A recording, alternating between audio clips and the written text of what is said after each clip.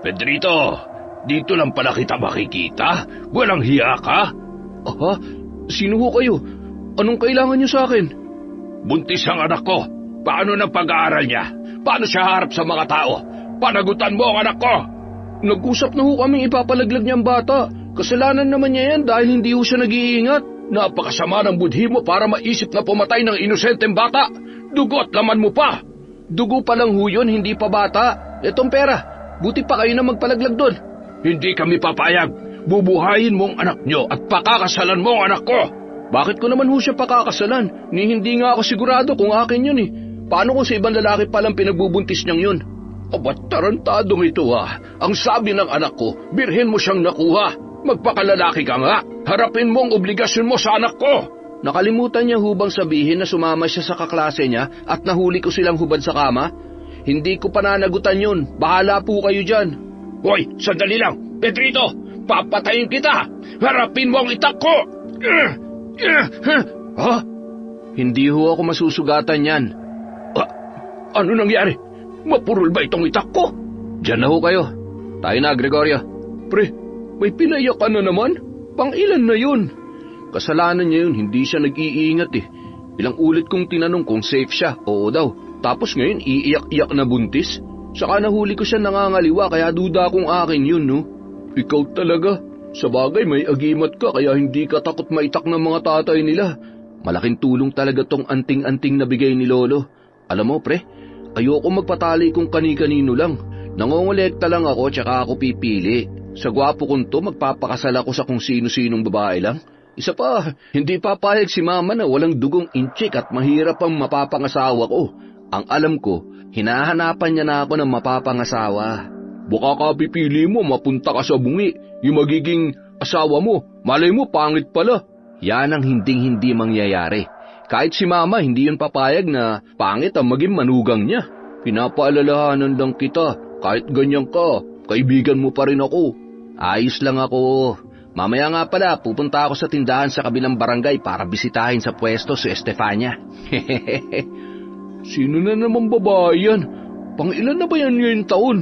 Nung 1 buwan ko lang nakilala. Ang ganda, pre. Mas matanda siya sa akin ng 7 taon pero hanip ang wangkata. Ang kinis. Tapos, ang katawan, Coca-Cola. Hoo! Hindi ko alam kung anong mahika mo para makapambola ng magagandang babae at kung paano ka nakakalusot. Alam mo, mga babae, madali lang pakiligin. Basta marunong kang magpakitang gilas at purihin sila ng purihin, mabilis silang bumibigay. Kailangan din ng malakas na karisma, syempre.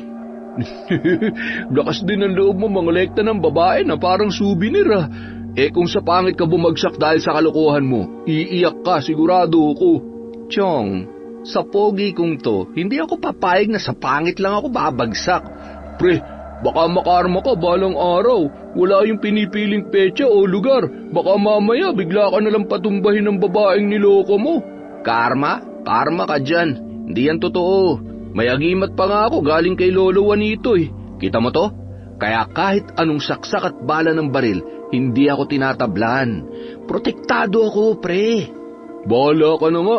Basta, huwag mong sabihin na hindi kita pinaalalahanan, ha?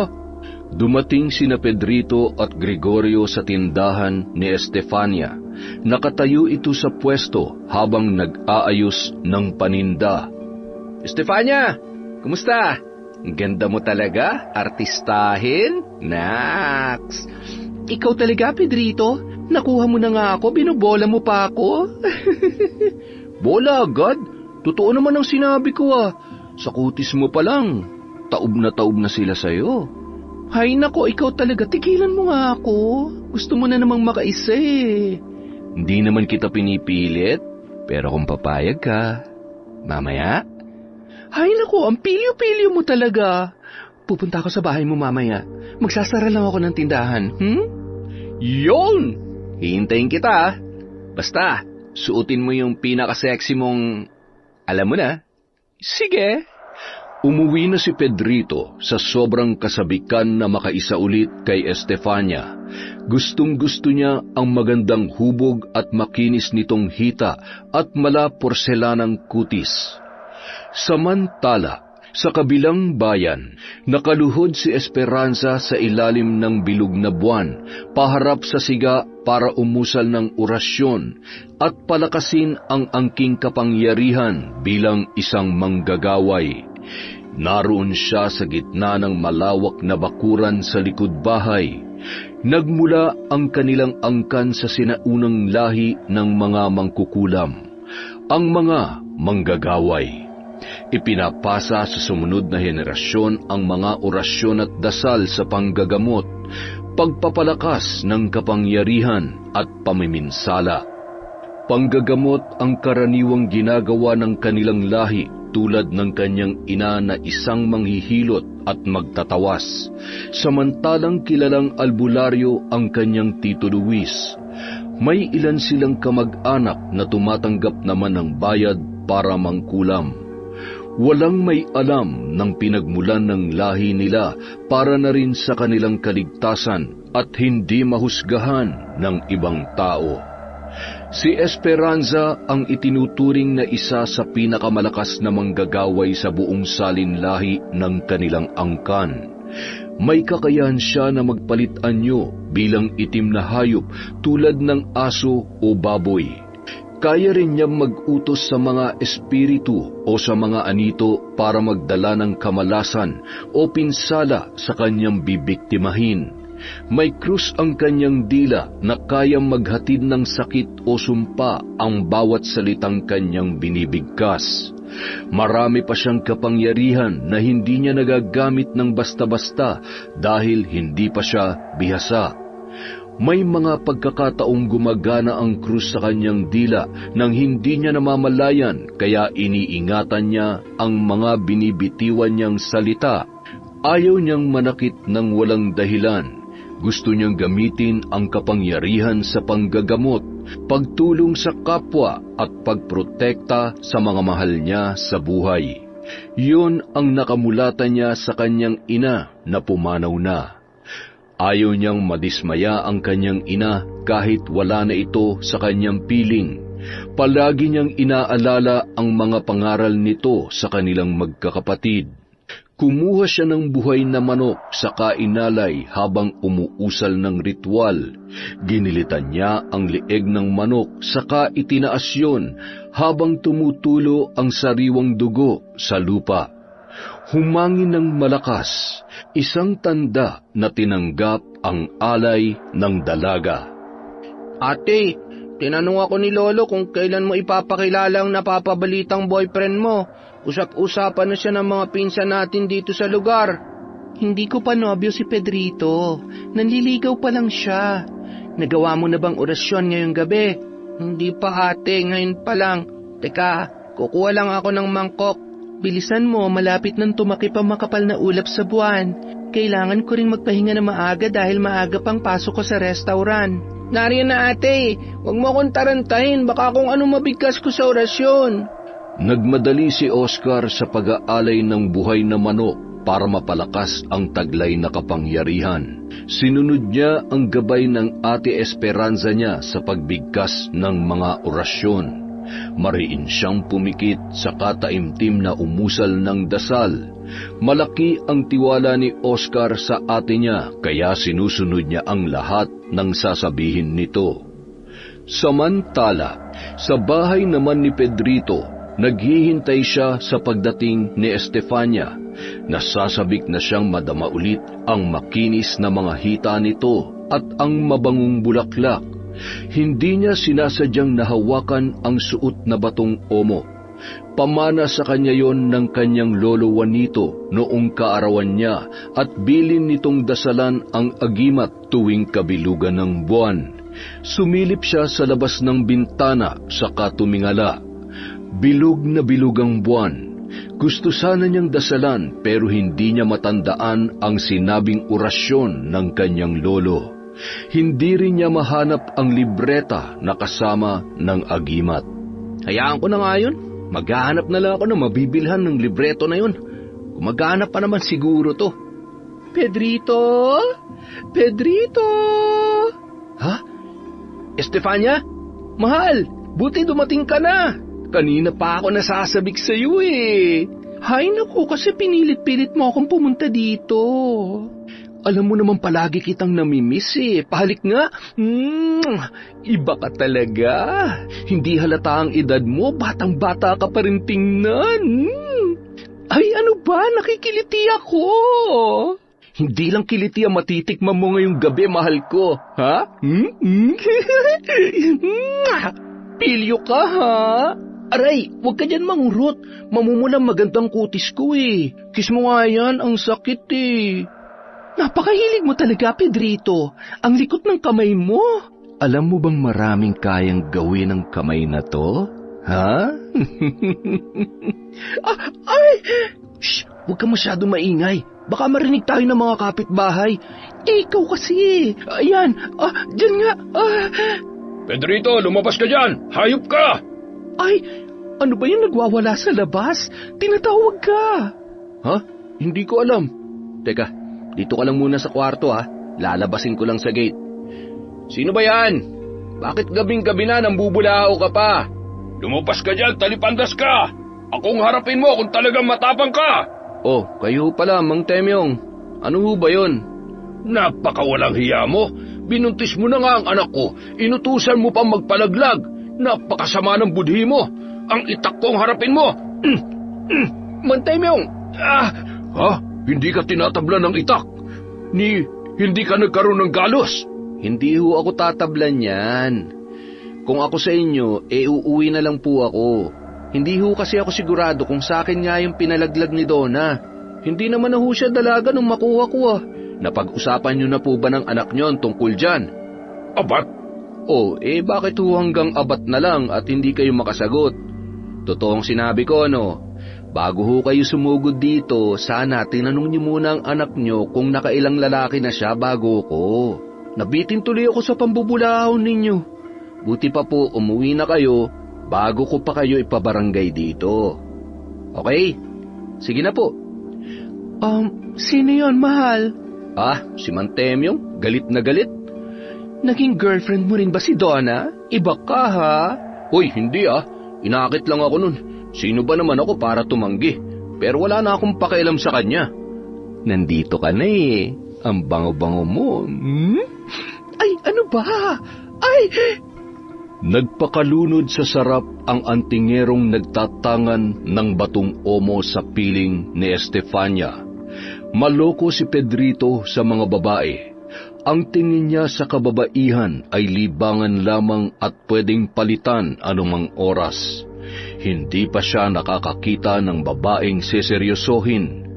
Katwiran din niya, pwede siyang tumikim ng marami, kaya bakit siya magtsatsaga sa isa? Kinabukasan, dumalaw naman si Pedrito sa bahay nina Esperanza para muling manuyo sa dalaga. Nagkakilala sila sa simbahan, may 6 na buwan na rin ang nakakaraan. Nakita siya ng binata habang papalabas ng simbahan. Nabighani ito sa taglay na ganda ng dalaga, kaya hindi niya na pinalagpas pa ang pagkakataon na magkakilala sila.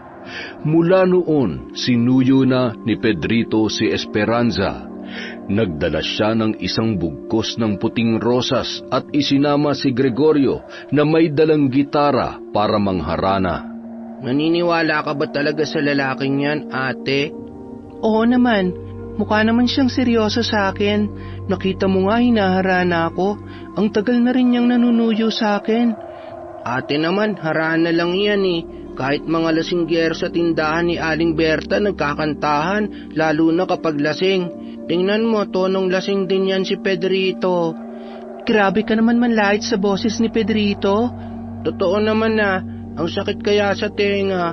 Sintunado na nga, pumipiyok pa. Marinig ka, uy. Ate, dinig ko na rin ang pagiging babaero niya. Marami na siyang pinaiyak. May narinig din ako sa school na may nabuntis na siya at pinalaglag niya yung bata. Chismis lang yun. Kadalasan naman ng chismis hindi totoo. Hindi ba nachichismis na bakla ka? Totoo ba yun? Uy, hindi Lalaki ako, ate. Kita mo na, walang katotohanan ang mga chismis na yan. Oo, ate, imbento lang yung chismis na yon. Pero ibang kutob ko sa Pedrito na yan, ate. Maayos naman ang pakikiharap sa atin, kaya wag nating husgahan. Pakyatin mo na muna sila ng kaibigan niya. Magpapalit lang ako ng mas maayos na damit. Pedrito, Gregorio, umakyat na raw kayo, sabi ni ate. Ah, salamat, Oscar. Maupo muna kayo, kukuha lang ako ng maiinom. Ayun, orange juice sana, yung malamig. Nag-request ka pa talaga, ha? Malamig pa.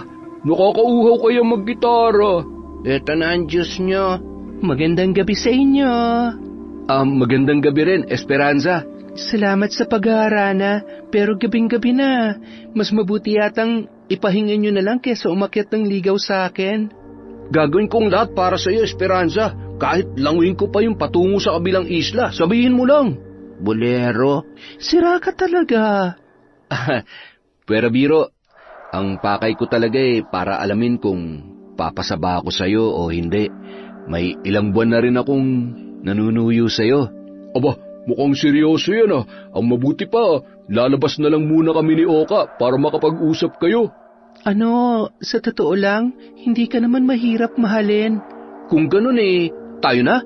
Oo, Pedrito, sinasagot na kita. Yes! Nakuha ko na rin ang matamis na oo ng pinakamagandang babae sa paningin ko! Loko ka talaga.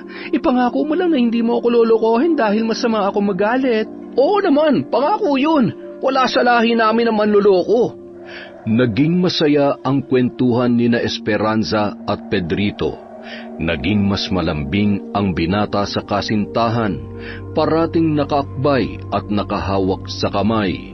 Pinakilala ni Esperanza si Pedrito sa mga kamag-anak at kaibigan bilang nobyo niya.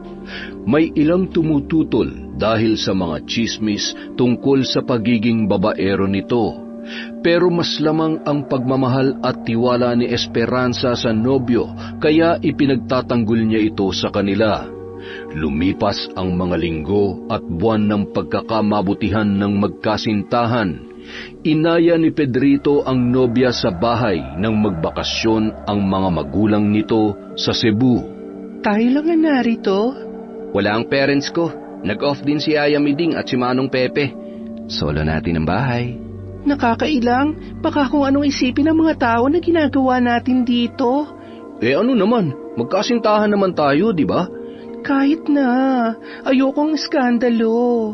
Wala namang makakaalam ng gagawin natin dito sa bahay. Secret lang natin yun. Ikaw nakakarami ka na. Pananagutan naman kita sakaling may mangyari sa atin. Pakakasalang kita. Totoo? Oo naman. Ang kinis ng kutis mo. Siyempre, alaga ko yan para hindi mo ako ipagpalit. Ang swerte ko naman. Ay, teka, nakikiliti ako. Naging mapusok ang mga halik at haplos ni Pedrito kay Esperanza. Lihim na napangisi ang binata. Naisip niyang hindi pa rin pumapalya ang husay niya sa babae dahil bumigay din sa kanya maging ang konserbatibong kasintahan. Isinuko ni Esperanza ang bataan at hindi lang isang beses yun nangyari. Naging mas malalim ang ugnayan nila mula noon. Madalas din pagbigyan ni Esperanza ang nobyo kapag gusto nitong umiskor sa kanya. Ayaw niyang magkaroon ng dahilan ang kasintahan para siya ay iwan nito. Handa siyang ibigay ang kahit na ano, mapasaya lamang si Pedrito. Isang araw, habang naglalakad sila sa bayan para mamili ng mga lulutuin sa kaarawan ni Oscar. Love, makikibaan niyo lang ako sa karinderya. Maiwan muna kita, ha? Sige, love. Pedrito, natsyempohan din kitang hayop ka. Oh, anong problema? Bakit galit na galit ka sa akin? Nagmamaang-maangan ka pa mula nang malaman mong buntis ako at ikaw ang ama pinagtaguan mo na ako. Paano kita mabubuntis wala namang nangyayari sa atin? Hindi ako papatol sa mas matanda sa akin, no? Ang sama ng tabas ng dila mo. Ganyan ka na magsalita porke may kasama ka na namang ibang babae. Bagong biktima mo na naman ba yon? Tigilan mo na nga ang kasusunod sa akin. Iba talaga nagagawa ng kagwapuhan ko Maraming nagkakagusto. Ano? At ginawa mo pa akong stalker na patay sa'yo? Kung patay na lang kaya kita. Estefania, ibaba mo yung balisong. Baka itulak ng kapwa mo demonyita yan. Talagang itatara ko sa iyo to para magtanda ka. Sige, isaksak mo pa. Dito pa. Yan oh. Tsaka dito. Sige. Ha? Hindi ka tinatabla ng balisong. Kahit na ano pang gawin mo, hindi ako masusugatan yan. Kaya ang lakas na loob mo manloko ng mga babae. Ikaw, huwag kang magpapabola dyan. Bubuntisin ka lang yan, tsaka iiwan ka. Magsisisi ka rin. Umalis ka na nga. Darating din ang karma mo sa dami ng nabuntis mo at hindi mo pinanagutan. Buisit ka. Bye! Love, sino yon? Wala love. Matagal na siyang may gusto sa akin pero hindi ko pinapansin eh. Sunod ng sunod yun. Poging-pogi sa nobya mo eh. Parang narinig ko na buntis siya. Totoo ba? Huwag kang magpapaniwala ron. Nababaliw lang yun dahil hindi ko pinapansin. Halika na, tapusin na natin ang pamimili. Magluluto ka pa para sa birthday ng kapatid mo. Kinagabihan, bumahan ng pagkain, alak at pulutan para sa kaarawan ni Oscar. Imbitado sina Pedrito at Gregorio. Nakiumpok sila sa grupo ng mga kalalakihan na nag-iinuman. Ate, lasing na yung boyfriend mo. Hayaan mo siya. Ngayon lang naman siya uminom ng ganyan. Pero ate, narinig mo ba yung kinuwento niya sa inuman? Hindi. Ano bang sabi niya? Marami na raw siyang napasukong bataan. Namula ang magkabilang pisngi ni Esperanza, kinabahan para sa sariling kahihiyan. Ipinapanalangin na hindi siya isama sa mababanggit na isinuko ang bataan. Kapag nagkwento si Pedrito tungkol sa kanilang dalawa, siguradong maghahalo ang balat sa tinalupan. Natapos ang handaan, hindi hinarap ni Esperanza ang nobyo dahil sa sinabi nito sa inuman. Alam niyang madalas na totoo ang lumalabas sa bibig kapag nalalasing ang isang tao. Kinabukasan, nagkakagulo ang ilang kabarangay nila dahil sa napabalitang may nagpatiwakal na kolehiyala. Nagbigti ang babae habang wala ang mga magulang nito. Ate, nagpakamatay yung kaklase kong si Erlinda. Ha? Kawawa naman. Bakit daw? Ang sabi sa iniwang sulat bago nagbigti, buntis daw siya at ayaw panagutan ng ama ang bata. Napakawalang puso naman ng lalaking yun. Makonsensya sana siya. Kung sino man siya, tubuan sana ng mga butlig ang katawan niya. Yung marami para naman pumangit at wala nang papatol sa kanya. Yari na yung lalaking gumawa nun. Ikaw pa ang sumumpa sa kanya. Dapat lang maparusahan ng mga lalaking tulad niya. Hindi na naawa sa babaeng nabuntis niya. Parang walang ina't kapatid na babae. Walang paninindigan at walang konsensya. Paniguradong tutubuan talaga ng maraming butlig sa balat yun, ate. Nang mga sumunod na araw, hindi nagpakita si Pedrito kay Esperanza dahil meron daw siyang sakit. Nag-alala ang dalaga sa kalagayan ng kasintahan, kaya pinuntahan niya ito sa bahay para dalhan ng makakain. Bukas ang gate, kaya nakapasok siya sa malawak na bakuran. Tinawag niya ang binata mula sa labas ng bahay. Pedrito! Love! Pedrito! Oh, Love, ikaw pala. Bakit balot na balot ka ng kumot? May lagnat ka ba? Ginikinaw ka? Bumaba ka nga riyan, bakit sa bintana ka lang nakadungaw? Baka kasi mahawa ka, Love eh. May tigdas ako ngayon. Panahon ba ng tigdas ngayon? Buti pa magpatingin ka sa albularyo para gumaling ka na agad. Wala akong kilalang albularyo eh. Nagpatingin na ako sa doktor sa bayan. Naresetahan na ako ng gamot, kaso parang hindi tumatalab eh. Tatawagin ko si Tito Luis ko para gamutin ka. Albularyo yon. Oh, sige, salamat, Love. Pasensya ka na, hindi kita malalapitan ngayon. Ayos lang, Love. Papupuntahin ko rito si Tito mamaya. Magpagaling ka, ha? Oo, mahal kita, Love, ah. Mahal din kita. Pinuntahan ni Esperanza ang bahay ng Tito Luis niya at sinabi ang kalagayan ni Pedrito. Pumayag ang tiyo niya na tingnan ang kanyang nobyo, kaya pumunta ito agad sa bahay ng binata. Hindi na siya sumama sa panggagamot ng tiyuhin dahil tiwala siya na kakayanin niya naman yun. Ayaw din niyang gamitin ang kakayahang manggamot kay Pedrito dahil wala itong alam. Kinumusta niya ang panggagamot ng tiyuhin kay Pedrito kinabukasan. Sinabi ng Tito Luis niya na dinapuan ng palipad hangin ang kanyang nobyo. Magaan lang ang kumapit dito kaya nakuha pa ng halamang gamot. Maayos na raw ang kasintahan niya at maaari nang lumabas ng bahay sa mga susunod na araw. Nakahinga ng maluwag si Esperanza dahil maayos na ang kalagayan ng kanyang kasintahan. Ipinagtaka niya ang palipad hangin na tumama kay Pedrito. Naisip niyang baka may taong may lihim na galit sa nobyo at sa ganoong paraan gustong makaganti. Ate, samahan mo akong makipaglibing mamaya sa kaklase kong nagpakamatay. Sige, malapit ba kayong kaklase mong yon? Oo ate, mabait siya sa lahat at tahimik lang. Ang totoo, nanligaw ako sa kanya pero busted ako dahil may nagugustuhan na raw siya. Sayang naman, nagpakamatay siya ng dahil lang sa lalaking walang kwenta. Kung ikaw sanang pinili niya, hindi siguro aabot sa ganito. Mahina lang siguro talaga akong mambola, ate. Hindi yon. Malabo lang ang mata ng babaeng aayaw sa kapatid ko. Ang bait-bait mo kaya, matalino ka pa. Hindi talaga kami tinadhana, ate. Pero naisip ko rin sana pinaglaban ko ang nararamdaman ko at pinagbuti ang panliligaw. Maayos siguro siya ngayon. Makakahanap ka rin ng babaeng ikaw ang pipiliin. Huwag kang mag-alala, Oscar. Pagdating ng hapon, pumunta sina Oscar at Esperanza sa bahay nina Erlinda.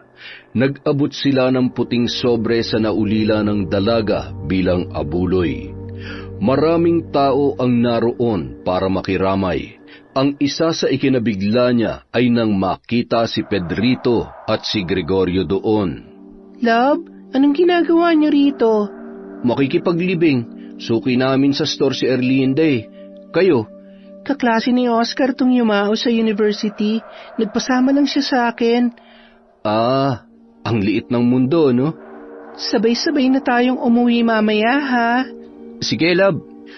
Nakisabay sila sa mga naglakad mula sa bahay nina Erlinda hanggang sa sementeryo. Humahagulhol ang mga magulang ni Erlinda habang ibinababa sa hukay ang kabaong ng anak na nagpakamatay. Love, alam mo ba kung sinong nakabuntis sa kanya? Hindi. Ang alam ko lang, tahimik yan at masunurin sa mga magulang. Napakasama talaga ng lalaki may gawa sa kanya nito. Hindi naman maiisip magpakamatay ni Erlinda kung pinanagutan lang siya ng lalaki. Oo, tama ka. Alam mo, may karma rin yun eh. Di ba, Gregorio? Oo, tama ka. Sumakit sana ang tiyan ng lalaking yun at magdamag. Tingnan natin kung di pa yan magtanda. Oo nga.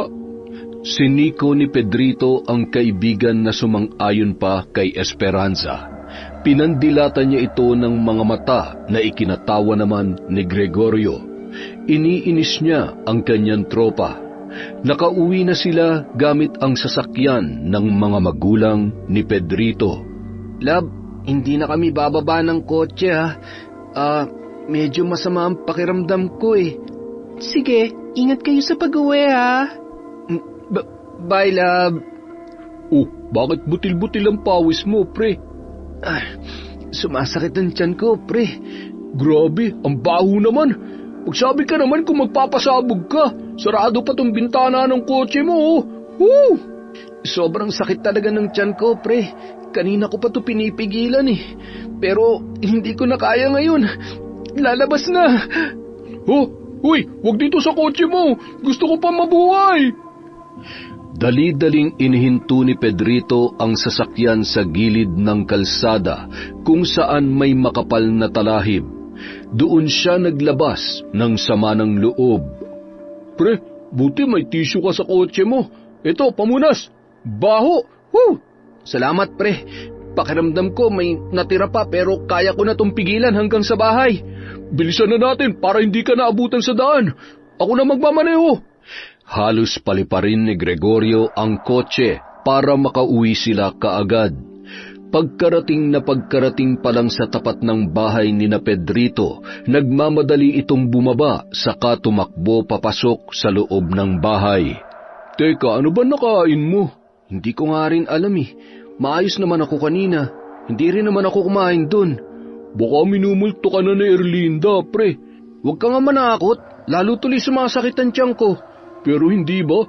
Hiniling ni Esperanza na sumakit sana ang tiyan mo. Ako? Hindi naman ako. Pre, ikaw yung nakabuntis at nang iwan kay Erlinda. Nakalimutan mo na? May krus yata sa dila yung girlfriend mo eh. Hindi naman siguro. Nagkataon lang na sinakitan ako ng tiyan ngayon. Aray! Ayan na naman! Sa banyo ka na lang kaya matulog. Grabe ka sa akin. Ibili mo na nga lang ako ng gamot sa pagtatae. Wala na kaming stock dito eh. Sige, pupunta lang ako sa butika. Pagbutihin mong pag-iiri dyan, ha?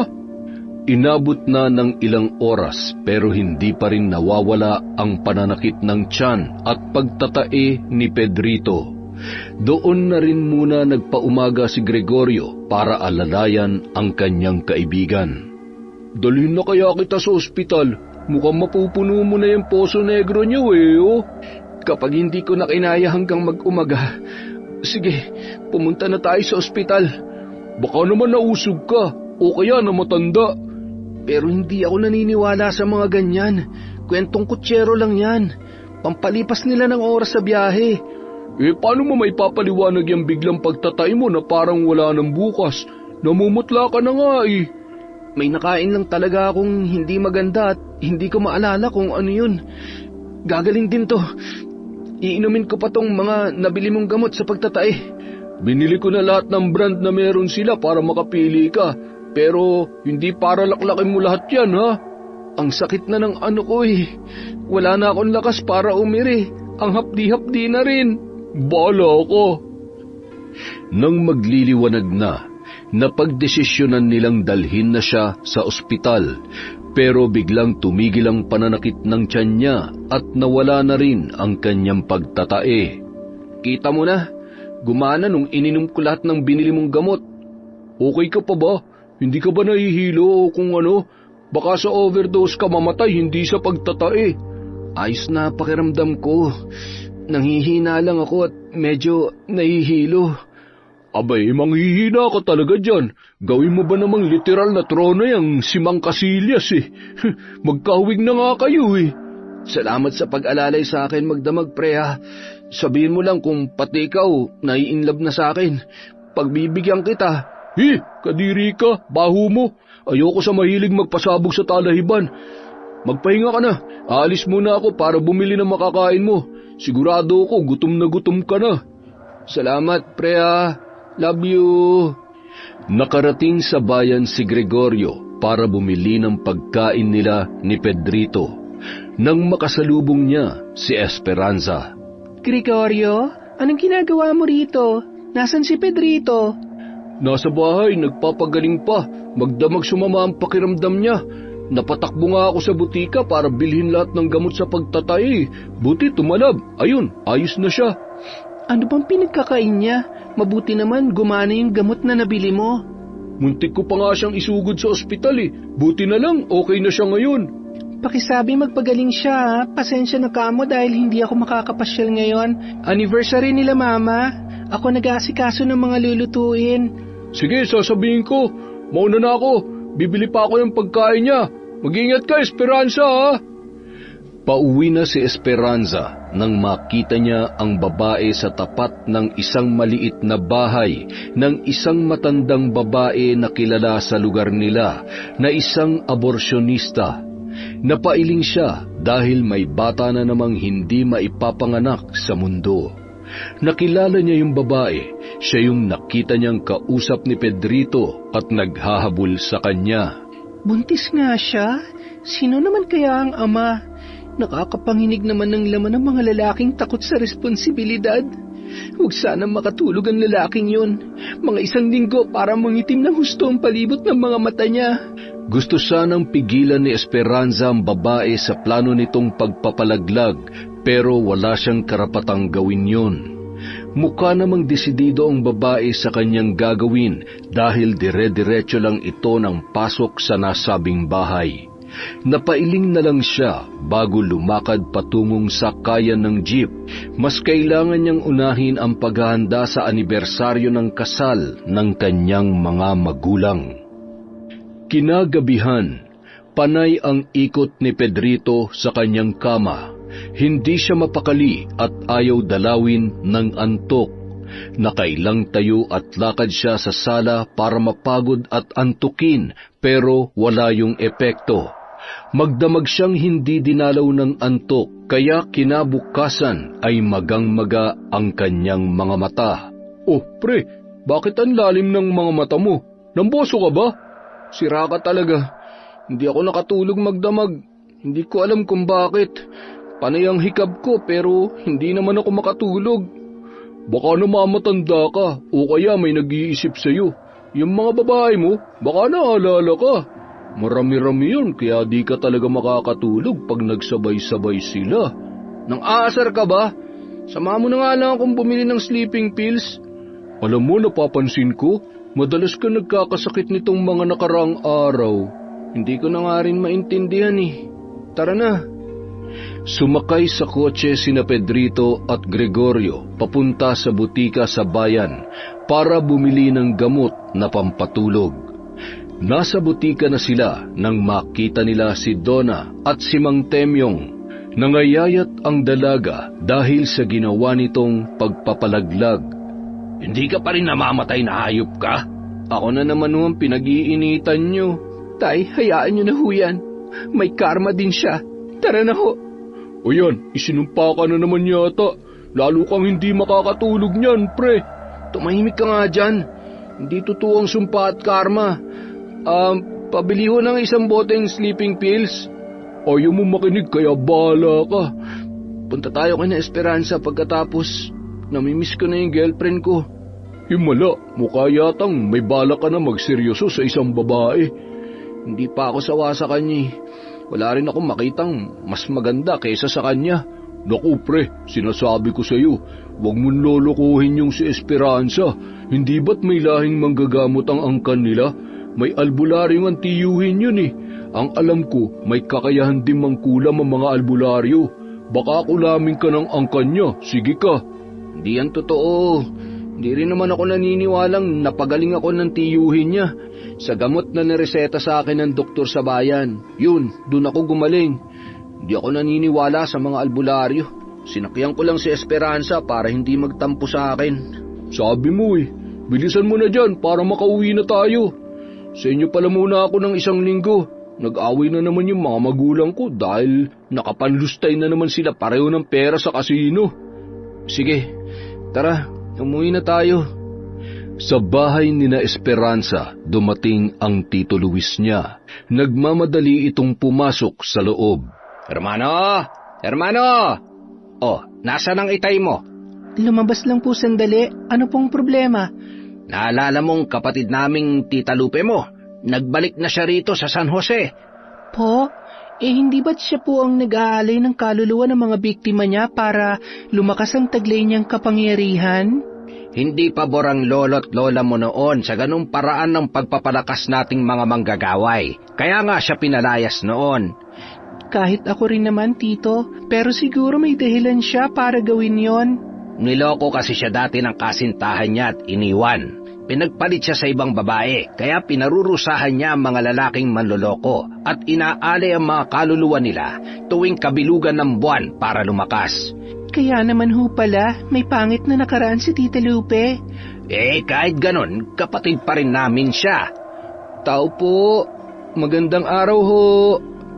Oh, Pedrito, Gregorio, kayo pala. Tumuloy kayo. Para sa'yo. Ang babango naman ng mga puting rosas na ito. Bagay sa magandang nobya ko, syempre. Bolero ka talaga. Maupo kayo. Saan kayo galing? Sa bayan, bumili ng gamot ni Pedrito. Gamot? Para saan? Wala naman. Vitamins lang yun. Maiwan ko na kayo. Sabihin mo na lang sa itay mo ang sinabi ko, ha? Opo, makakarating po, Tio. Love, namiss kita kaya napadaan kami ngayon. Pasensya na kung hindi tayo nagkikita nitong nakaraan. Marami lang akong inaasikaso. Ayos lang, nagkasakit din ako eh. Siya nga pala, maghahanda ang mga magulang ko para sa birthday ko sa katapusan ng buwan. Punta kayo ng pamilya mo ha. Esperanza, baka naman may maganda kang pinsan na pwede mong ipakilala sa akin. Isama mo sa birthday ni Pedrito. Ikaw talaga, Gregorio. Sige, irireto kita sakaling may single pa sa kanila. Yun tayo eh. Kaya boto ko sa iyo sa lahat ng naging babae ni Pedrito. Aray, bakit ka ba naniniko, pre? Lahat ng mga naging babae? Bakit? Ilan ba ang naging babae niyan? Huwag kang magpapaniwala dyan, ang aasar lang yan. Bakit pala panay ang hikab mo, love? Napuyat ka ba? Medyo, may mga pinaasikaso lang si na mama na papeles sa akin. Magpahinga ka na kaya. Naluluha ka na sa paghikab mo. Sige, mauna na kami, love. Inaantok na nga ako. Ingat kayo sa daan, ha? Ikaw naman, ibubuko mo pa ako kay Esperanza. Sorry na, nadulas lang. Pagka-uwi sa bahay, agad na sumubok matulog si Pedrito pero patuloy siyang nagpapabiling-biling sa higaan. Hindi siya makatulog kahit anong pikit ang kanyang gawin. Pero ramdam niya sa sarili na antok na siya. Bumangon siya saka uminom ng sleeping pills. Tumalab yun sa kanya kaya maganda ang gising niya kinabukasan. Pre, mukhang napasarap ang tulog natin ah. Hindi mo na inabutan sina tito at tita. Pupunta raw sila sa Hong Kong para sa anniversary nila. Sinabi kong puyat ka kaya hindi ka naginising. Hindi ko na alalang ngayon ang anniversary nila. Sobrang stressed ako dahil sa mga nangyayari sa akin itong mga nakaraang araw. Mukha namang maayos ang tulog mo magdamag. Oo, salamat sa sleeping pills. Kita mo, nakuha ng gamot ang problema ko sa pagtulog. Hindi ako kinakarma o sinumpa. Hindi totoo yun. Oo na, baka nga hindi tinatablan ng mga ganun ang hindi naniniwala. Teka, maiba ako. Himala na hindi na ako ginugulo ni Estefania. Balita ko, ipinalaglag niya na yung anak niyo. Naniwala ka naman na sa akin yun eh. Hindi naman ako nakauna sa kanya. Baka gusto lang niyang ipaako sa akin. Pwede. Mahirap din magtiwala at mapikot. Tapos, hindi naman pala sa iyo yung bata. Kailangan ko rin mag-ingat. Hindi ko isusugal ang buhay binata ng ganun-ganun na lang. Huwag kasing banat ng banat, pre. Baka kung sino na lang ang mabuntis mo dyan. Hindi naman ako basta papatol sa kung sino lang. May standards din naman ako. Una sa lahat, dapat maganda. Yung babagay sa kapugian ko. Oo na lang, pre. Inabot din ng 1 linggo ang problema ni Pedrito sa pagtulog at pag-inom ng sleeping pills para makatulog. 1 pill lang ang kailangan niya noong una pero nadaragdagan ang kailangan niyang inumin dahil hindi na yon tumatalab sa susunod na araw. Hanggang sa maraming pills na ang iniinom niya para lamang makatulog. Kinabukasan, isinugod siya ni Gregorio sa ospital dahil hindi na siya magising. Napasobra ang dami ng ininom niyang pills. Ano bang nangyari? Bakit siya nag-overdose ng sleeping pills? Hindi ko rin alam eh. Siya na lang ang tanungin mo kapag nagkamalay na siya. Nasaan ang parents niya? Pauwi pa lang sila galing sa Hong Kong. Sige, tutulungan kita magbantay sa kanya. Hindi ko lang maintindihan kung bakit naisipan niya mag-suicide. Imposible mag-suicide yan. Puging-pugi sa sarili yan eh. Pangarap niya magparami ng lahi na puro kamukha niya. Puro ka naman kalokohan eh. Nasaan ako? Love, nasa ospital ka. Kumusta ang pakiramdam mo? Ospital? Medyo nahihilo pa ako. Bakit ka nag-overdose ng pills? Ano bang pumasok sa isip mo? May problema ka ba? Wala naman. Nagkamali lang ako ng inom. Babalik muna ako sa pagtulog. Inaantok pa ako eh. Sige, magpahinga ka na muna. Kami na ni Gregorio ang bahala sa'yo. Ilang araw na malagi si Pedrito sa ospital bago pinayagang umuwi. Hindi na rin niya kailangang uminom ng pills dahil nagbalik na rin sa normal ang kanyang pagtulog. Laking pasasalamat niya kay Gregorio at sa kanyang kasintahang si Esperanza dahil sila ang nag-alaga sa kanya sa ospital. Samantala, dumating si Tita Lupe sa bahay nina Esperanza. Naabutan nito ang kapatid na si Mang Hermano na nagwawalis sa bakuran habang nagsisiga si Esperanza. Nakasuot ito ng itim na mahabang bestida at tinernohan ng itim na sombrero. Mukha itong makikipaglibing sa kanyang suot na damit. Kuya! Oh, Lupe, bakit ka pa nagbalik? Alam mong ayaw ni na inay na makita ka pa nila. Hindi makakabuti sa kanilang kalusugan ang sumama ang loob. Gusto ko lang magkaayos kami ni na inay at itay, kuya. Alam mo naman na galit pa rin sila sa'yo. Hindi ko naman sinasadya na mapatay si Edong. Malay ko ba kung siyang kapatid nating matagal nang nawawala? Hindi ko rin kasalanan na babaero siya at ipinakulam sa akin ng babaeng galit sa kanya. Susubukan kong kausapin ulit si Nainay para magkaharap kayo. Pero huwag ka muna magpapakita sa kanila. Salamat, kuya. Siya ba ang panganay mo? Oo, si Esperanza. Maganda ka, iha. Huwag kang papaloko sa mga lalaki, ha? Magsabi ka lang kapag merong umapi sa'yo. Salamat po, Tita Lupe. Ayan ka na naman, Lupe. Galit pa rin kasi talaga ako sa mga manloloko. O siya, maiwan ko na kayo. Mukha namang mabait si Tita Lupe. Sadya lang siguro siyang nasaktan sa pag-ibig noon. Oo, totoo naman. Kung hindi siya binigo ng dati niyang kasintahan, hindi siya magiging ganyan ngayon. Naawa si Esperanza sa kanyang tiyahin. Naisip niya na wag sana siyang matulad sa naging karanasan nito sa buhay pag-ibig. Baka mas higit pa ang magawa niya sa lalaking manloloko sa kanya. Samantala, nakauwi na si Lupe sa inuupahang pwesto malapit sa simbahan. Maliit na tindahan yun na ginawa niyang pwesto para makapanghula, manggamot at mangkulam. Nag-aasikaso siya ng mga gamit nang may pumasok na babae at matanda sa kanyang pwesto. Naupo ang mga ito sa harap ng mesa. Ikinuwento ng babae na niloko siya ng naging kasintahan. Binuntis pagkatapos ay ayaw panagutan. Ang masama pa, binigyan siya nito ng pera na pampalaglag ng kanyang dinadala. Sobrang galit ang naramdaman ni Lupe sa lalaking walang budhi. Nag-abot ng pera ang matandang lalaki sa kanya kasama ang larawan ng binatang gusto nilang maparusahan. Sinabi nitong may taglay na anting-anting ang lalaki kaya hindi tinatablan ng kutsilyo. Tumawa ng pagkalakas-lakas si Lupe. Sinabi niyang walang panlaban ang ganong uri ng agimat laban sa malakas niyang itim na kapangyarihan. Hiningi niya ang buong pangalan at kaarawan ng lalaking parurusahan niya. Ibinigay ng dalaga ang buong pangalan na Pedrito Tan. Sinabi ng dalaga na may malaking handaan ang lalaki sa nalalapit na kaarawan nito. Tugon ni Lupe, gagawin niya ang ritual sa mismong araw ng selebrasyon ng binata. Dumating ang gabi ng selebrasyon ng kaarawan ni Pedrito. Dumagsa ang maraming kamag-anak at kaibigan ng kanilang pamilya. May ilan ding kilalang negosyante ang naroon para makipagsaya sa kaarawan ng uniko iho ng pamilyatan. Bumaha ng pagkain at alak, nagliliwanag ang buong paligid ng bakuran ng malaking bahay.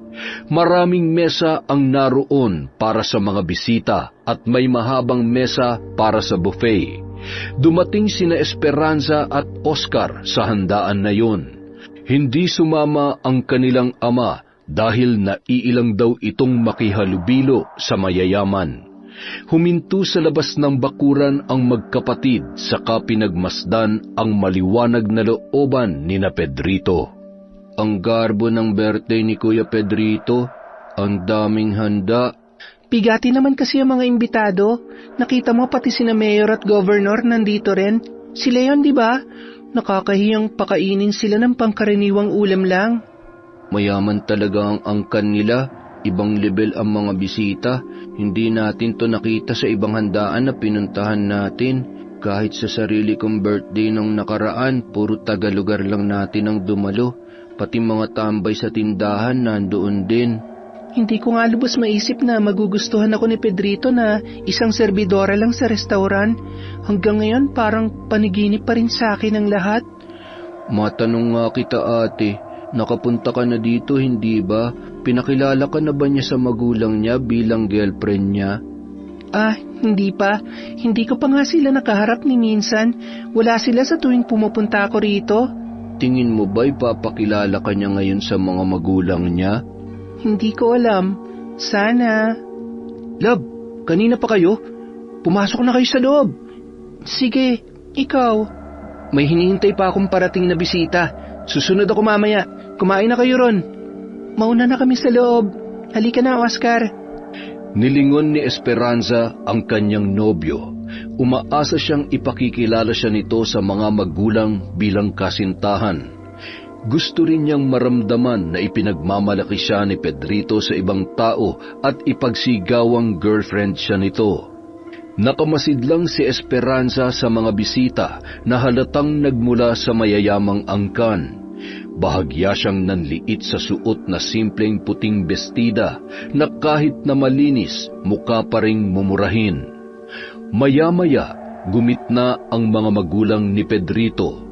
Nagpasalamat sa mga dumalong bisita, saka ipinakilala ang kanilang nag-iisang anak na lalaki. Gumitna ang binata, saka nagsalita sa harap ng lahat ng tao. Inabangan ni Esperanza na ipakilala siya nito kahit man lang mabanggit siya kasama ng ilang taong pinasalamatan, pero hindi yun ginawa ng kanyang kasintahan. Umasam pa rin siyang tatawagin ng nobyo pagkatapos magsalita at ipakikilala sa mga magulang, pero bigo pa rin siya. Nagkatinginan sila ni Oscar, bakas sa mukha nila ang umaasa at nabigo. Gusto na sanang umuwi ni Esperanza dahil sobra na siyang nasaktan nang mapansin ang magandang babaeng lumapit sa mga magulang ni Pedrito. Nakasuot ito ng mahabang puting gown na kumikinang-kinang. Halatang mamahalin ang damit na yun. Magiliw ang pakikipag-usap ng babae sa dalawa, tapos ay lumapit pa si Pedrito para bumeso sa babae. Ate, kilala mo yung lumapit na babae sa kanila? Hindi eh. Tanungin mo kaya siya. Nakakahiya. Ako magtatanong sa iba. Dito ka lang muna, ate. Samantala, Love, kumusta ang pagkain? Masarap ba? Oo, masarap lahat. Maiwan muna kita, ha? Aasikasuhin ko lang yung ibang bisita. Papupuntahin ko si Gregorio rito para may makausap kayo. Sige. Hindi man lang ako nagawang ipakilala sa mga kamag-anak at kaibigan niya. Ate! Oh, anong nalaman mo? Chinika ko yung katulong nila na yun. Fiancé daw ni Pedrito yung babae, anak ng kumare ng mama niya. Ano yung fiancé? Ha? Hindi. Ayos ka lang, ate. Iuwi mo na ako. Nahihilo ko. Pagkaalis ni na Esperanza at Oscar, biglang nagkaroon ng komosyon sa handaan ng mga tan. Biglang sinaktan ng tiyan si Pedrito, saka nagsuka ng maraming insekto. Nagsigawan ang mga bisita dahil sa sobrang takot. Nakauwi naman sina Esperanza at Oscar ng maayos. Pero nanlulumo pa rin ang dalaga sa kanyang natuklasan. Ano siya ni Pedrito kung may fiancé ito? Halatang boto ang mga magulang ng nobyo niya sa babaeng yun. Ate, may lahing inchik ang nobyo mo. Hindi ba kapag ikinakasal sila, ipinagkakasundo lang? Pero bakit niya ako niligawan? Kaya pala hindi niya ako may pakilala sa mga magulang at mga kaibigan niya. Kaya pala halos hindi niya tayo inaasikaso sa handaan niya. Mabuti pa yung ibang bisita, ilang ulit niyang nilapitan para kumustahin. Nakasunod nga lang ang tingin natin sa kanya, ate, di ba? Pakiramdam ko nga kanina, dapat hindi na tayo pumunta dun eh. Matutulog na muna ako. Baka sakaling mawala ang pagkadismaya ko kay Pedrito. Ako rin, ate. Nawalan lang ako ng gana sa handaan na yun. Hindi pala masaya ang sosyalang party kapag hindi ka binigyan ng halaga. Matutulog na rin ako, ate. Ipahinga mo na yan. Kausapin mo si Pedrito kapag okay ka na. Hindi agad nakatulog si Esperanza dahil kay Pedrito. Idagdag pa na ilang beses nang may nangyari sa kanila. Naisuko niya na rito ang kanyang pagkababae. Nasabihan niyang tanga ang sarili dahil sa naging mahina siya. Kinabukasan, nakarating sa kanya ang nangyari kay Pedrito sa handaan. Dinala raw sa ospital ang nobyo pero wala pang balita kung ano ang sakit. Gustong pumunta ni Esperanza para dalawin ang binata pero nag-aalala siya dahil hindi naman siya kilala ng mga magulang nito. Ate, hindi kaya kinukulam si kuya? Imposibleng pangkaraniwang sakit lang yung sumuka na siya ng kung ano-anong insekto. Hindi ko nga alam eh. Gusto ko siya makita para malaman ko ang kalagayan niya. Punta tayo, ate. Sumilip lang tayo sa kanya. Kahit magpakilala kang kaibigan niya. Sige, halika na. Pumunta ang magkapatid sa ospital kung saan dinala si Pedrito. Nakasilip sila mula sa malayo. Tanaw ang pinto ng silid ng binata. Pumasok na kaya tayo, ate? Kinakabahan ako. Halika na. Teka, sandali lang. Tao po, kaibigan po kami ni Pedrito. Oh, kayo pala, pasok kayo. Ano bang nangyari sa kanya? Hindi ko nga rin alam eh. Basta nagkakasiyahan kagabi tapos bigla siyang sumuka ng mga salagubang, ipis, uod. Kadiri talaga. Natahimik lang siya ngayon dahil pinainom ng pampatulog. Mga kaibigan ba kayo ng anak ko? Opo. Maiwan ko muna kayo. Lumabas ang fiancé niya para salubungin sa baba ang papa ko. Susundan ko lamang siya. Sige po. Sorry, Esperanza. Wala kang kasalanan. Si Pedrito ang kailangan magpaliwanag sa akin. Kailangan niyang gumaling. Hindi namin alam kung anong gagawin sa kanya. Walang makitang problema ang mga doktor. Lahat ng laboratory test niya, normal naman. Hindi rin nila maipaliwanag ang mga insektong lumalabas sa bibig niya. Baka binabarang siya. Barang? Hindi ko lang alam. Di ba ganun sa mga palabas? Ate, tingnan mo kung pantay ang mga hinliliit niya. Oo nga, hindi pantay. May bumabarang sa kanya. Anong ginagawa mo, Esperanza? Wala. Minamasahe ko lang ang mga kamay niya para ma-relax siya ng konti. Napakabuti mo talaga. Kung ikaw na lang sanang makakatuluyan ni Pedrito. Hindi ako makakapagdesisyon dyan. Sa tingin ko, hindi kayang suwayin ni Pedrito ang mga magulang niya. Kailangan namin mag-usap sa sandaling maayos na ang lagay niya. Apo, sinong may kagagawan nito sa apo ko? Di po namin alam, Lolo Juanito. Basta na lang po siya nagkaganyan. Binabarang ang apo ko. Sinong babarang sa anak ko? Pagalingin niyo ang apo niyo. Ako ang bahala sa kanya at sa bumabarang sa kanya. Mukhang kailangan na po muna naming magpaalam. Masyado na po tayong marami dito sa kwarto. Sige, sasabay na ako sa inyo. Kailangan ko rin kumuha ng mga gamit namin ni Pedrito sa bahay. Idadaan ko na kayo sa inyo. Salamat, Gregorio. Napakabuti mo sa amin. Ilang sandali lamang, naihatid na ni Gregorio sina Esperanza sa bahay. Oscar, antingero pala ang lolo ni Pedrito. Oo nga, totoong suot niyang Tres Pico Roma. Kailangan nating mag-ingat. Kalabang mortal ng angkan natin ang mga antingero. Kahit wala tayong ginagawa, huhusgahan nila tayo dahil ang angkan natin ay mga manggagaway. Napansin ko rin ang suot na kwintas ni Pedrito kanina. Batong omo yun. Hindi ko rin napansin nun yun dahil wala ron ang atensyon ko. Hindi kayo pwede ni Pedrito, ate. Imposible yun. Tututo lang lolo niya. Manganganib din ang angkan natin kapag nalaman ng matanda na manggagaway tayo. Sa tingin ko rin.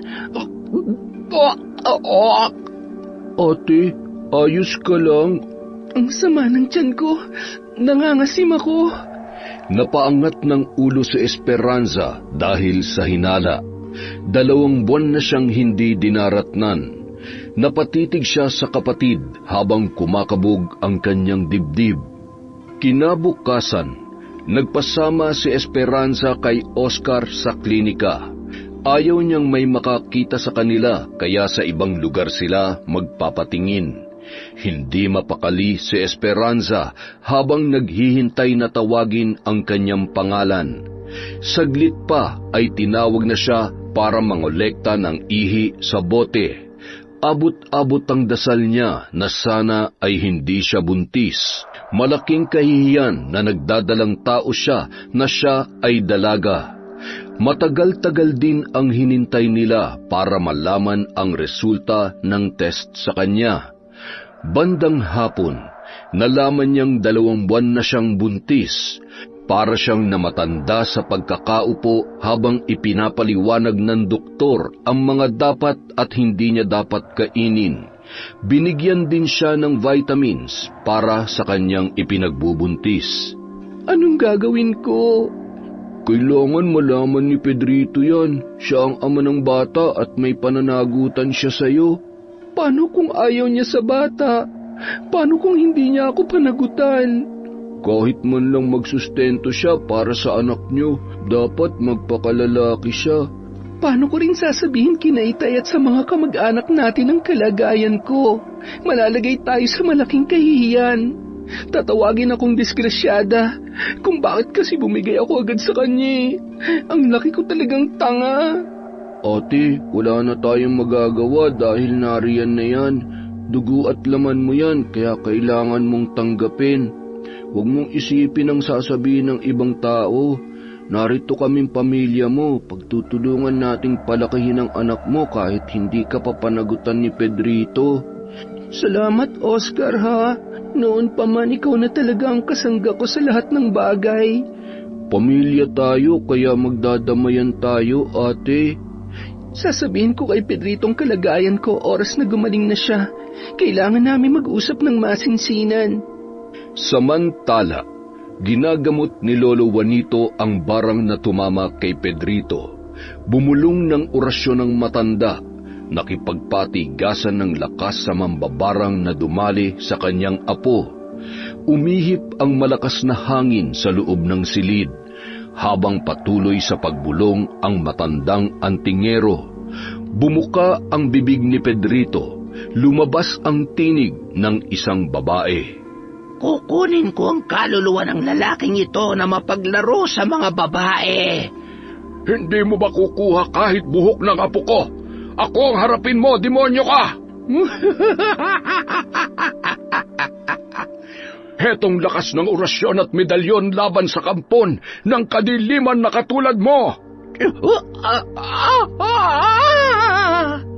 Tumigil ang malakas na hangin, sabay ng pagkawala ng malay ni Pedrito. Dumaloy ang liwanag mula sa kwintas na suot ni Lolo Juan, papunta sa kanyang apo. Nakamasid ang mga magulang nito at ang mapapangasawa niya sa ginagawang panggagamot ng matandang antingero. Maayos na ang lagay niya. Naitaboy ko na ang mambabarang na may gawa nito sa kanya. Kailangan ninyo siyang painumin ng mga halamang gamot na ipapahanap ko sa inyo para tuluyan ng maalis ang dumapong kulam sa kanya. Sige po, Papa. Ipapahanap ko sa mga tauhan natin ang mga halamang gamot na kailangan ni Pedrito. Matapos ang gamutan, naging maayos ang lagay ni Pedrito dahil sa kanyang lolo Juanito. Nalaman niyang isang mambabarang ang may gawa ng pagkakasakit niya. Naniwala na rin siyang totoo ang barang at kulam dahil sa mga insektong isinuka niya. Gusto niyang ipahanap at parusahan ang may gawa noon sa kanya. Ilang araw din ang lumipas, tuluyang nanumbalik ang lakas ni Pedrito. Sinabi rin ng kanyang lolo na magpapahanap ito ng malakas na agimat pangontra sa barang at kulam. Hindi niya maaaring ipamana ang suot niyang agimat dahil namimili yon na magmamay-ari sa kanya at hindi yon basta-bastang masusuot ng iba. Samantala, nagpapalakad-lakad si Esperanza sa sala habang hinihintay ang pag-uwi ng kanyang itay. Ilang araw na siyang ligalig dahil sa pagkabuntis niya. Hindi pa niya nasasabi sa ama at sa lolo't lola niya ang kanyang kalagayan. Pero ng araw na yon, desidido na siya na ipagtapat yon sa kanyang pamilya. Ang ama muna niya ang gusto niyang kausapin dahil kinakabahan siyang mabigla at atakihin sa puso ang lolo at lola niya. Ate, nahihilo na kami ng baby mo dyan sa palakad-lakad mo. Kinakabahan ako eh. Huwag kang kabahan, ate. Hindi ka naman itatakwil nila itay eh. Magagalit yun, pero hindi ka nun matitiis. Sana nga, Oscar. Oh, mukhang may seryoso kayong pinag-uusapan ah. Tay, mano po? Mano po, itay. May sasabihin sa inyo si ate. Oh, ano yun? Itay, buntis po ako. Si Pedrito po ang ama. Ano? Anong sabi ng damuhong yon? Hindi pa po niya alam, itay. Kagagaling lang niya sa ospital, nabarang po siya. Pero ang balita ko, magaling na po siya ngayon. Nabarang? Eh, mabuti't maayos na ang lagay niya. Teka, kakausapin natin ang mga magulang niya para malaman natin kung pananagutan kanya. Yan po ang problema, itay. Tradisyonal na incheck po sila. May mapapangasawa na po si Pedrito at ang sabi ng katulong nila na ipagkasundo na raw po siya. Tsaka, antingero ang lolo niya, tay. Narinig ko na manunugis ng mga mangkukulam at mambabarang ang matandang yon. Abay, komplikado nga ang sitwasyon mo, anak. Manganganib pati ang buong angkan natin. Huwag kang mag-alala. Kung ano't ano man ang maging desisyon mo, susuportahan kita. Palalakihin natin ang batang yan. Salamat, itay. Kayo po talagang pinakamabuting tatay sa buong mundo. Huwag ka na masyado mag-isip, anak, ha? Makakasama yan sa bata. Opo, itay. Nang sumunod na araw, nakakuha ng lakas ng loob si Esperanza para makausap si Pedrito at malaman kung ano ba talaga ang lagay niya sa puso at buhay nito. Pinuntahan niya ito sa grocery store na pagmamay-ari ng kanilang pamilya. Pedrito? Love, napadalo ka. Kumusta na ang pakiramdam mo? Mabuti na. Nakabalik na rin ako sa pagtatrabaho. Nasabi ni Gregorio na pumasyal ka sa ospital nung binarang ako. Salamat ha. Oo, nag-alala talaga ako ng gusto sa'yo. Love, may sasabihin ako. Ano yun? Buntis ako. Ha? Masyado pa tayong bata para magkaanak. At saka, may mapapangasawa na ako. Mga magulang ko ang masusunod pagdating sa pag-aasawa ko. Anong ibig mong sabihin? Hindi kita pwedeng panagutan. Ipalaglag mo yan. Isang malakas na sampal ang pinakawalan ni Esperanza. Dumapo yon sa kaliwang pisngi ni Pedrito. Nanliliit ang tingin niya sa lalaki. Tanggap niyang hindi siya nito mapapanagutan dahil nakipagkasundo na ang mga magulang nito. Pero ang hindi niya matanggap yung naisin nitong ipalaglag ang batang dinadala niya. Hindi ko hinihingi sa iyo na panagutan mo ang anak ko. Ang hinihingi ko lang ay kilalanin mo man lang siya bilang anak mo. Hindi ko akalain yan ang lalabas sa bibig mo, Pedrito. Intindihin mo naman ako. Hindi ko pa kayang responsibilidad na maging isang ama.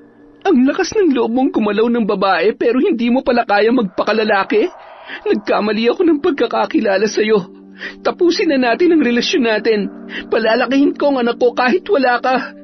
Tinalikuran ni Esperanza si Pedrito. Hindi niya kailangan ng lalaking walang responsibilidad at puro tawag lang ng laman ang sinusunod. Palayo na siya sa grocery nang masalubong niya ang tatay ng babae na nakita niyang umaway kay Pedrito at pumasok sa bahay ng aborsyonista. Tinalikuran ka rin ba niya? Sino ho kayo? Kilala niyo ho si Pedrito? Gawain niya yan. Hindi lang ikaw at ang anak ko ang binuntis niya at iniwan.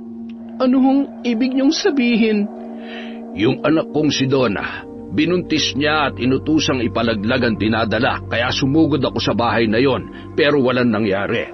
May anting-anting siya, kaya hindi tinatabla ng itak. Yung nagpakamatay na kolehiyala, ganun din ang ginawa niya. Nito ko lang nalaman sa tatay ni Erlinda, binayaran ng mama ni Pedrito para manahimik. Erlinda? Yung kaklase ng kapatid ko? Teka, alam po ng mama niyang ginagawa niya tapos pinagtatakpan pa siya? Laki sa layaw ang nagustuhan yung lalaki ng anak ko. Napakasama nila. Anong plano mo sa ipinagbubuntis mo? Palalakihin ko po ng mag-isa ang anak ko. Sana kasing tapang at kasing tatag mo ang anak ko. Hindi niya kayang mapanghusgang mga mata ng ibang tao. Hindi po ako natatakot mahusgahan. Mas natatakot po ako sa karma. Makakarma din ng lalaking yan. Ano nga palang ginagawa niyo rito? Binabalak niyo pa rin habulin si Pedrito? Minamanmanan ko ang kilos ng lalaking yan para makaganti ako sa ginawa niya sa anak ko. Ayaw tablan ng itak. Gumaling din sa barang. Hindi ko na alam kung paano ko pa siya mapagbabayad sa kahiyupan niya sa mga babaeng pinaglalaruan niya. Kayo ho nagpabarang sa kanya? Kami ng anak ko, pero hindi pa rin siya napuruhan doon. Pwede hong malaman kung saan kayo nagpabarang? Doon sa pwesto malapit sa simbahan. Madali lang hanapin ang pwesto niya. Isusulat ko ang address. Maraming salamat po. Pinuntahan ni Esperanza ang pwestong sinabi ng matanda. Madali nga niya yung nakita at ikinagulat niya kung sino ang mambabarang na naroon. Tia Lupe? Esperanza, anong ginagawa mo rito? Gusto kong malaman kung sinong mambabarang na gumawa nun sa nobyo ko. Kayo po pala? Nobyo? Si Pedrito Tan po. Binarang niyo siya kamakailan lang. Ay, pasensya na, pamangkin. Hindi ko alam na kasintahan mo siya. Nako, wala po yun. Gusto ko pa nga po kayong pasalamatan eh. Bakit? Ano ang ginawa sa'yo ng lalaking yon? Binuntis niya po ako at ayaw niya akong panagutan. Napakawalang hiya talaga ng lalaking yan. Huminahon po kayo, tita. Pabor po para sa akin na hindi niya ako panagutan dahil antingero pala ang lolo niya. Ah, yung matandang nakalaban ko. Lolo niya pala yun. Ano ang gusto mong gawin natin? Kaya mo namang parusahan ng lalaking yon, di ba? Ayoko pong mapahamak ang ama ng magiging anak ko. Galit ako sa kanya pero hindi ko siya magagawang patayin. Ano ang gusto mo mangyari? Sabihin mo. Gusto ko lang na hindi na siya makapanloko pa ng mga kababaihan at gusto kong magtulungan tayo sa paggawa ng sumpa na hindi masisira ng lolo niyang antingero. Ha? Ibig mong sabihin? Yun na nga po, tiya. Sige, tutulungan kita. Pinagtulungan na magtiyahin ang paggawa ng orasyon para maparusahan si Pedrito. Ginamit ng 2 malakas na manggagaway ang kanilang kaalaman sa tulong ng mga lumang orasyon at ng mga sinaunang anito para mapatigil ang pagtayo ng pagkalalaki ng binata habang buhay. Titiyakin nilang hindi mababali ng isang antingero ang sumpa na dumapo sa lalaking talipandas. Maraming salamat, Tita Lupe. Wala yon. Pamangkin kita. Hindi ko hahayaang apihin ka ng kung sino lang dyan. Huwag ka rin palang mag-alala sa balik sumpa. Hindi yun tatalab sa'yo dahil protektado tayo ng mga anito. Ako ang kalaban ng lolo niyang mayabang. Kami ang maghaharap. Salamat ulit, tiya. Pumasyal kayo sa bahay. Kakausapin ko sina lolo para patawarin na nila kayo. Samantala, nakakilala ng magandang babae si Pedrito sa gimikan na kanyang pinuntahan. Nakasuot ng maiksing palda ang babae kaya kitang-kita ang kakinisan ng mga hita nito. Naglaway siya nang makita yon kaya naman ginamit niya ang husay sa pambobola para maiuwi ang naturang babae. Nailabas niya agad sa gimikan ang babae at nadala sa pinakamalapit na motel. Hindi na nag-aksaya pa ng oras si Pedrito. Agad niyang hinubaran ng babae para paligayahin. Nasa kalagitnaan na sila ng romansa nang mapansin niyang hindi tumatayo ang kanyang pagkalalaki. Ilang beses siyang nagsarili para mapatayo yun, pero kahit anong gawin niya, wala pa ring nangyayari. Samantala, ang babaeng nakasama niya ay nainip na, kaya tumayo na ito at nagbihis, saka nagmamadaling lumabas ng kwarto. Nataranta si Pedrito sa nangyayari sa kanya, kaya nagmamadali siyang pumunta sa ospital para magpatingin. Ilang test ang ginawa sa kanya pero walang makitang diferensya ang mga doktor. Kinabukasan, humingi siya ng tulong sa kanyang mga magulang, lalo na sa kanyang lolo para mapagaling siya. Doon niya nalaman na isang malakas na sumpa ang dumapo sa kanya, kaya hindi tumatayo ang kanyang sandata. Pinilit ng lolo Juanito niya na alisin ang sumpa, pero walang epekto ang anting-anting na hawak nito. Sinabi nitong isang malakas na kampo ng kadiliman ang may gawa noon at wala siyang naiisip na solusyon para magamot yun. Nanlulumong napasalampak si Pedrito. Hindi na siya magkakaanak pa kung hindi magagamot ang sumpa sa kanya. Nangako ang kanyang lolo na hanap sila ng solusyon. Sa bahay naman ni na Esperanza, dumalaw ang Tita Lupe sa mga magulang at napatawad na nila ang anak sa nagawa nito. Nawala ang anak nilang lalaki noong maliit pa ito, si Edong. Hindi na siya nakita pa dahil dinukot siya ng baog na kapitbahay at dinala sa Maynila para maging anak. Natagalan ang paghahanap ng pamilya sa nawawalang anak. Kalaunan, may lumapit na babae kay Lupe para kulamin ang nobyo nitong nambababae at iniwan sila ng pinagbubuntis niya. Kinulam niya ang lalaki hanggang sa mamatay yun. Huli na nang malaman ng mag-anak na kapatid nilang nawawala ang kinulam niya nang dalhin ng kapitbahay na yon ang bangkay ni Edong sa kanila. Noon pa siya pinagbabawalan ng mga magulang sa paggamit ng kapangyarihan sa pagpatay at pag-aalay ng kaluluwa ng mga biktima para lalong lumakas ang kanyang kapangyarihan, pero hindi siya nagpapigil. Pinagsisihan yun ng husto ni Tia Lupe dahil itinakwil siya ng kanyang mga magulang. Totoo ba yung sinabi ni Tita Lupe kay Itay, ate? Pinarusahan niyo si Pedrito? Oo, tama lang yun sa kanya para wala na siya mapaglaro ang babae. Mali siya ng niloko. Hindi niya akalaing isang manggagaway ang inapi niya. Ewan ko lang din kung hindi niya kilalanin ang anak niya. Hindi na siya magkakaanak dahil mapuputol na ang salinlahi nila. Paano kung makipagbalikan siya sa'yo, ate? Tatanggapin mo pa siya? Hindi na, no? Wala na siyang silbi. Oo nga naman. At saka, hindi pa rin kayo pwede dahil sa lolo niya na manunugis ng mga tulad natin. Palalakihin natin ang anak ko tulad ng pagpapalaki sa atin ng mga magulang natin. Oo, ate. Sigurado ko ipinagmamalaki nila tayo. Tama ka dyan, Oscar. Ilang ulit nagpabalik-balik si Pedrito sa bahay ni na Esperanza para makipagbalikan, pero tinanggihan siya ng dalaga. Sumama rin ang mga magulang ng binata sa panunuyo sa kanya dahil ang anak na lang niya ang magpapatuloy ng kanilang lahi. Pero ayaw pa rin ni Esperanza. Pinayagan naman niya ang ama nito na dalawin at hiramin ang anak kung kailan nila gusto, pero ayaw niyang makipagbalikan na kay Pedrito. Sa kasalukuyan, maayos naman ang relasyon nila ni Pedrito bilang mga magulang ni Eric, ang kanilang anak. Nagbago na rin si Pedrito. Nagpakasal ito sa kanyang kasintahan at nag-ampon sila ng babae dahil hindi pa rin inaalis ni na Esperanza at Lupe ang sumpa na ikinapit nila kay Pedrito. At ang tanging makakapagpawala lamang ng sumpa, kailangan niyang humingi ng tawad sa lahat ng babaeng kanyang pinaluha Pero paano mangyayari yun kung may isa nang namatay dahil sa kanyang kagagawan? Tinuruan nila ng leksyon si Pedrito at naging maganda ang resulta noon, kaya hindi nagsisisi si Esperanza sa ginawa nila ng kanyang Tia Lupe. Hindi na ito naging mapaglaro sa babae at naging loyal na sa kanyang asawa. Naging mabuti ring ama sa anak nilang si Eric. Kinilala itong apo at isa sa tagapagmana ng kanilang pamilya.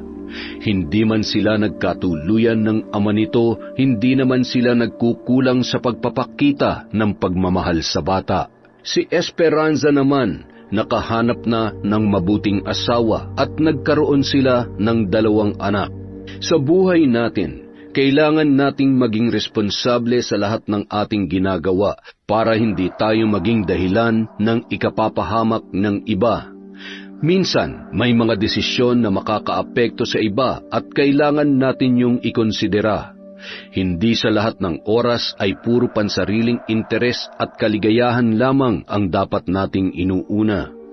Isipin natin ang mga mahal natin sa buhay at ang mga nakapaligid sa atin bago gumawa ng mga bagay na maaari nating pagsisihan.